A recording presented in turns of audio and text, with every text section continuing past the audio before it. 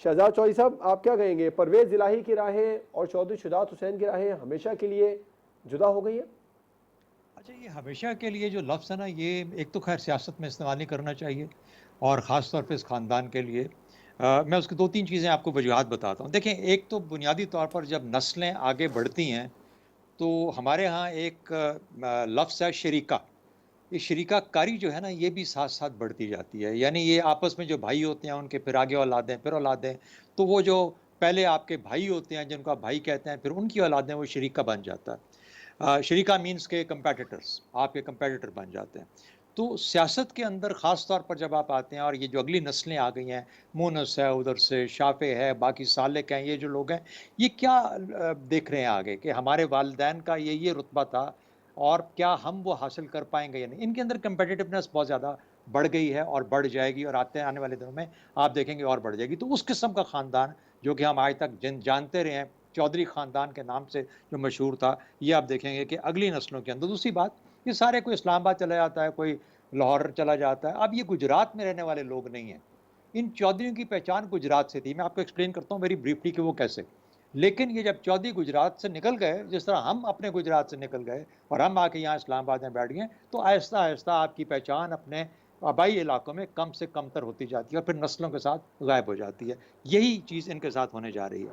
दूसरी बात, कुछ ज़मीनी हक़ाइक़ होते हैं। ज़मीनी हक़ाइक़ ये हैं कि ये चौधरी जो जाट हैं, ये जो परवेज़ इलाही, शुजात हुसैन वग़ैरह, ये जाटों का जो वोट था, ये उस वक़्त कायम और दायम था ख़ानदानी इस रिवायत के मुताबिक आगे से जब गुज्जर मज़बूत थे। जब नवाबज़ादे मज़बूत थे उस इलाके के, जो कि गुज्जर थे, जब वो मज़बूत थे और इनके खिलाफ़ एक ये ख़ानदानी एक जो जो ये आपस में कशमकश थी, उसके अंदर फिर ये आप इस ख़ानदान को इकट्ठा देखते थे, क्योंकि इनका मुकाबला एक ऐसे ख़ानदान के साथ था। जब से नवाबज़ादे कम हो गए, नवाबज़ादे कोई छोटी चीज़ नहीं थे, ये वो हैं जिन्होंने यूनिवर्सिटी ऑफ गुजरात की बुनियाद रखी थी, अपने ज़माने में। तो इसलिए ये छोटे लोग नहीं हैं, लेकिन आहिस्ता-आहिस्ता वक़्त के साथ ये भी डाइल्यूट होते जा रहे हैं। इस वजह से अब आपस में चपकलश ज़्यादा होगी बजाए इसके कि ये बाहर की तरफ देखते। अब वो एक रह गया बच्चा मेरे ख़्याल में शादीवाल के करीब का, जो कि बब्बर शेर जिसे आप कह सकते हैं गुज्जरों के अंदर से, बाकी और वैसे वहाँ पे और कुछ रह नहीं गया। अब और वैसे भी शहर के अंदर से अब कई मर्तबा आपको पता होगा इलेक्शंस होते हैं, तो शहर के अंदर से एक और बिरादरी है, वो सामने कश्मीरी बिरादरी सामने आ जाती है।